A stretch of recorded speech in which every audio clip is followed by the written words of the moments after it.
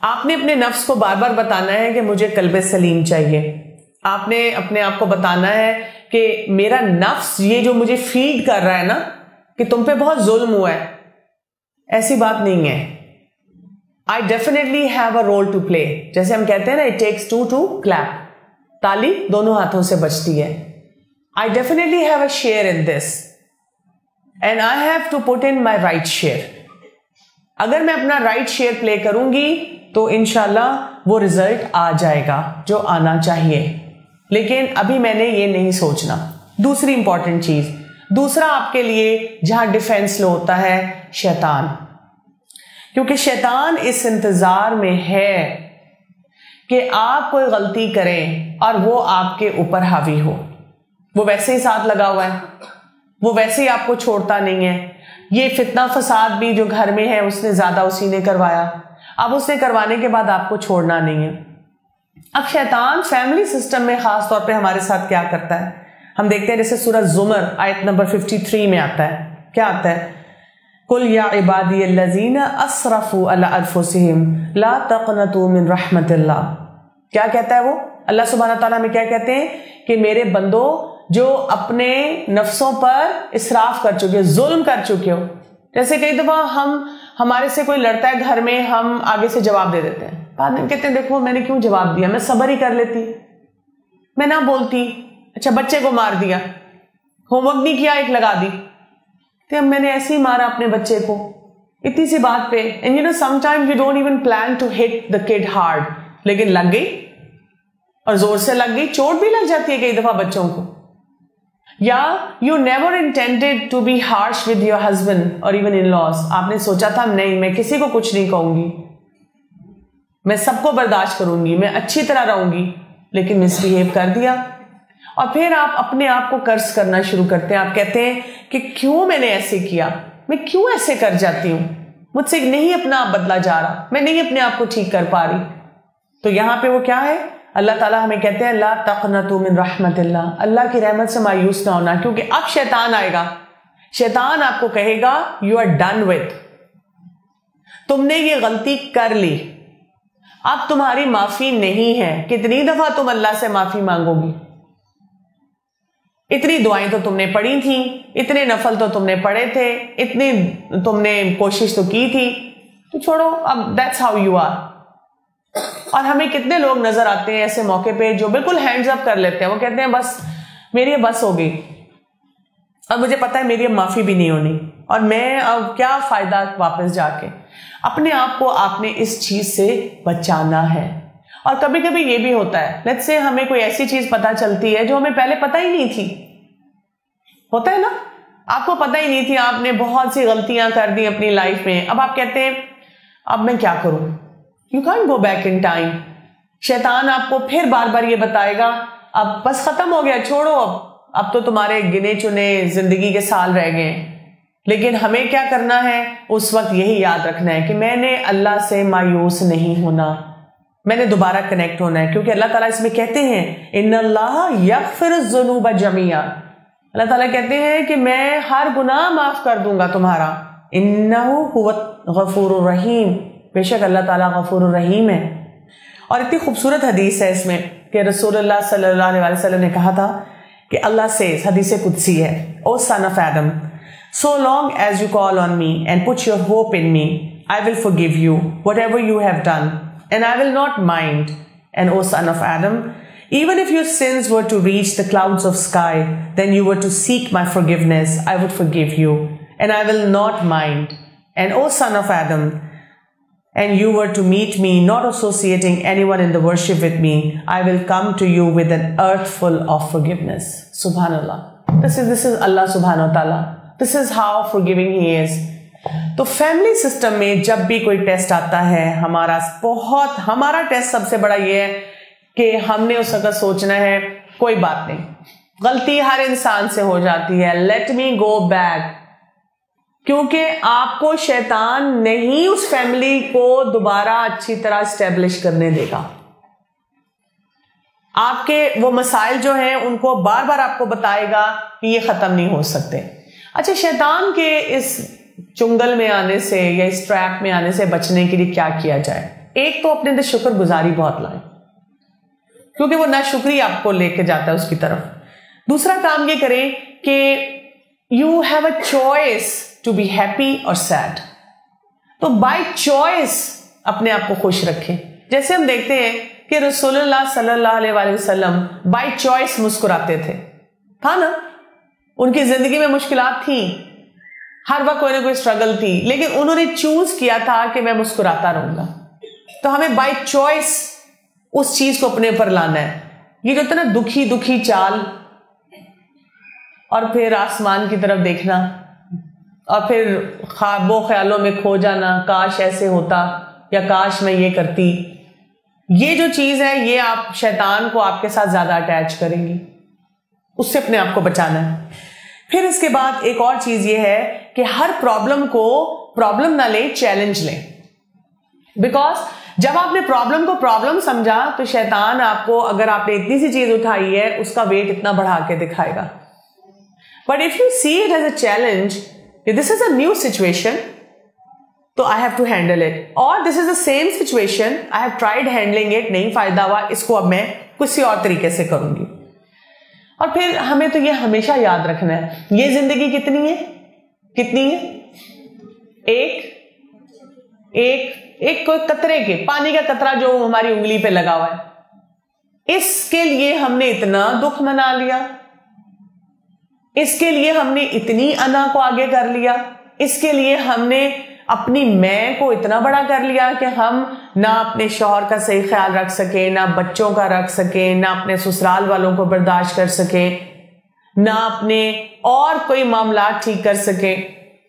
तो फिर हम आखिरत का सफर कैसे करेंगे। और एक और चीज भी, अपना दिन का आगाज बहुत पॉजिटिव नोट पे करें। आप देखें, अगर आप सिर्फ कुरान और मसनून दुआएं पढ़ने की आदत डाल लें, सुबह उठ के कौन सी दुआ पढ़ते हैं, अल्हम्दुलिल्लाह हिल्लाजी अहयाना बादा मा अमाताना व इलैहि नुशूर।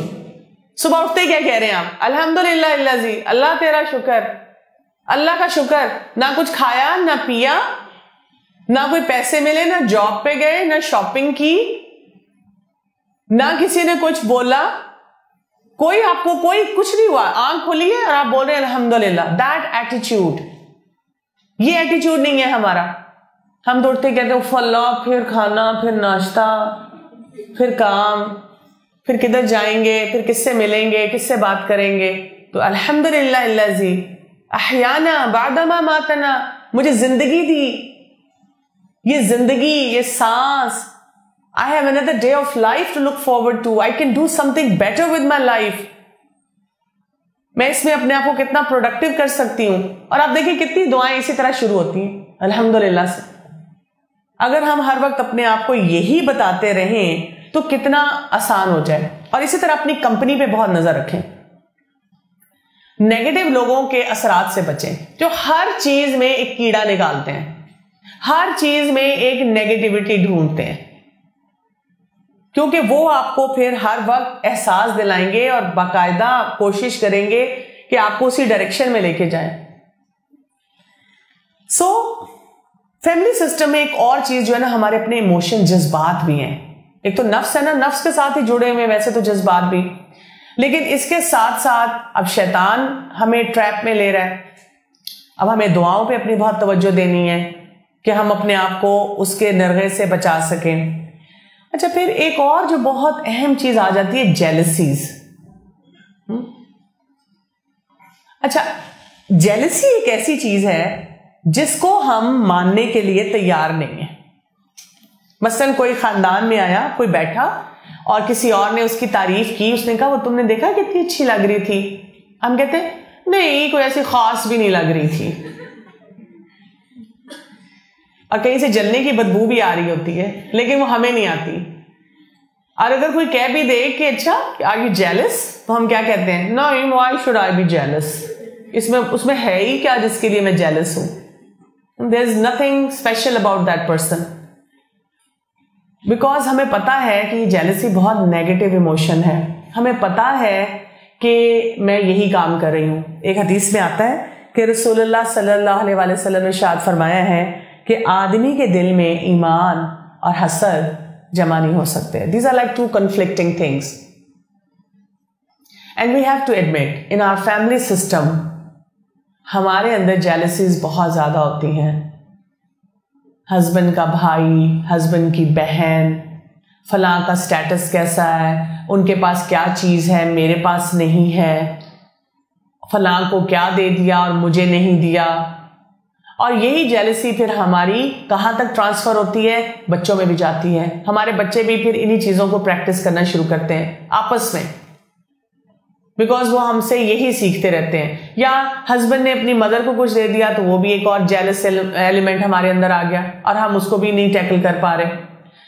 फिर इसमें जो एक बहुत बड़ा फितना आ जाता है जेलसी के साथ, वो ये है कि स्पेशली फीमेल्स, वो फौरन उस जेलस एलिमेंट के लिए किसी तरह अपने आप को फिक्स करने के लिए दे एंड अप डूइंग और गोइंग इनटू मैजिक, किसी पे जादू करवाना।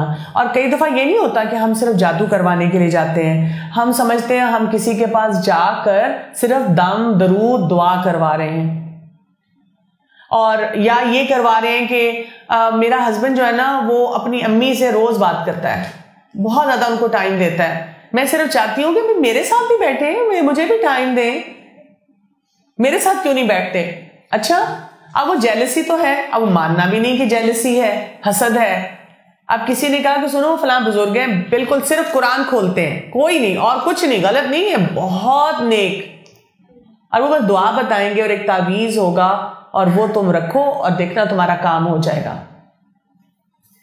और उस तावीज पे जो मर्जी लिखा हो, जो मर्जी पढ़ रहे हो, अगर हमें कोई कह भी दे सुनो मत जाना, ऐसे जादू शादू ना हो कि नहीं हाँ मुझे पता है, मैं तो जादू पे यकीन ही नहीं करती, मैं तो जाती नहीं, वो तो कोई बुजुर्ग है, सिर्फ दम करवाने जा रही हूँ, सिर्फ मैं उनसे वो छोटी सी बात दुआ पूछूंगी, जरा मैं बहुत परेशान हूं, मेरे हस्बैंड बिल्कुल टाइम नहीं देते मुझे, छोटा सा वजीफा है वो करूंगी, और सारी बातें जानते हुए कि इसमें कितना हराम है सारा एलिमेंट, हम उसको करते चले जाते हैं। तो मैं इस सारी गुफ्तगू को रैप अप करके, इसमें मैंने आपको कुछ सोल्यूशन भी बताए, कुछ चीजें भी बताई जिनके बारे में सोचना है आपने। तो एक चीज याद रखिएगा, अपनी फैमिली में हमारे कई ऐसी चीजें हमने सोची होंगी शादी के बाद, और अभी भी रोजाना कोई ना कोई चीज प्लान करेंगे, फेल्ड गोल्स भी होंगे, रिलेशनशिप इश्यूज भी होंगे, बहुत कई दफा बड़े बड़े इश्यूज होते हैं और पेनफुल प्रॉब्लम्स होती हैं। लेकिन इसका हल क्या है, इस सारी चीज का हल क्या है? इस सारी चीज का हल ये है कि हम अपनी जात को मैनेज करें कुरान और सुन्नत के जरिए, हम अपने लाइफस्टाइल को इंटीग्रेट करें। देखिए, पढ़ना पहले एक नॉलेज का एक लेवल है, पढ़ने के बाद उसकी integration into your life is very important. कई दफा हम पढ़ते हैं और हम उसको करते नहीं है। जैसे आप देखें ना, सूरह अल-अनफाल आयत नंबर 2 में क्या आता है, इन्नमल मुमिनूना लजीना इज़ा ज़ुकिरल्लाहु वजिलत कुलूबुहुम, कि मोमिन क्या है कि जब अल्लाह का जिक्र किया जाता है तो उनके दिल हिल जाते हैं। वइज़ा तुलियत अलैहिम आयातुहु ज़ादतहुम ईमाना, और जब अल्लाह ताला की आयात उन पर पढ़ी जाती है तो उनका ईमान बढ़ जाता है। और ईमान क्या है? It's a reflection of your personality, how you behave in a certain area, certain place, any given situation, with your husband, with your children, with your in-laws, in all family matters. وَعَلَى رَبِّهِمْ يَتَوَكَّلُونَ, और ये लोग कौन होते हैं? जो अपने रब की हर बात पे क्या करते हैं? तवक्कुल करते हैं। तो ये एक अहम चीज है, एक सोचने की चीज है। क्यों? इस वक्त हमें अपने फैमिली स्ट्रक्चर पे सबसे ज्यादा काम करने की जरूरत है, अपनी फैमिलीज को बचाने की जरूरत है, उनको आग से बचाना है। और आग से बचाने के लिए आप जितनी साउंड फाउंडेशन उनको घर में देंगे, जितना हमेशा ये सोच रखेंगे कि मैंने सबसे ज्यादा प्रायोरिटी अपने घर को देनी है, उतने ज्यादा ये जो फितने और ये टेस्ट और अल्लाह सुब्हानहू तआला जो हमें छोटे छोटे ये शेक्स देते हैं, ये सब चीजें ठीक होना शुरू हो जाएंगी। आपको पता है, काफी साल पहले जापान में उनकी जो फिश इंडस्ट्री थी, उन्होंने उनको फिशेस को पकड़ के लाते थे और ला के जब तक वो पोर्ट पे लाते थे और उनको बेचते थे तो उनका जायका खराब हो जाता था। So the Japanese they try different techniques. उन्होंने क्या किया कि उनकी फिश इतनी नहीं बिकती थी, फिर उन्होंने किया कि कंटेनर्स बनाए जो आइस बकेट्स टाइप थी कि ताकि उसमें प्रिजर्व करके लाएं, फिर भी वो बात नहीं थी। फिर उन्होंने क्या करना शुरू किया कि सेल स्पॉट्स ऐसे बनाए जो कि अंदर बोट्स या शिप्स के अंदर थे ताकि वहां से उनको मिल सके, फिर भी मजा ना आया। Then somebody genius came up with this one idea, और उसने क्या किया कि वो पॉन्ड्स बनाए छोटे छोटे जिसमें वो फिश पकड़ के डालते थे, और हर पॉन्ड के अंदर एक शार्क डाल दी। जो शार्क थी ना, उसकी वजह से फिश क्या करती थी, घूमती रहती थी, और बाय द टाइम वो पोर्ट पे ले जाते थे और जो सेल पॉइंट से वहां रखते थे तो फिश जो थी वो बड़ी फ्रेश और टेस्टी होती थी। तो ये अल्लाह ताला ने हमारी जिंदगी में बहुत सी छोटी छोटी शार्क्स रखी हुई हैं ताकि हम सो ना जाएं, हम सुस्त ना हो जाएं, हम अल्लाह की किताब को थाम के रखें, हम अपनी दुआएं भूल ना जाएं, हम अल्लाह ताला से कनेक्शन बनाना भूल ना जाएं। So let's just be well prepared for all these sharks in a way कि हम अल्लाह ताला से कोई बुरा गुमान ना करें और अपने आप को ऐसा रखें, ऐसा एनर्जेटिक रखें कि अपनी हर नफ्स के शर को भी और अपने सारे सिस्टम को भी ठीक कर सकें और अपने आप को उस चीज से निकाल सकें बाहर जो कि हमें तंग कर रही है।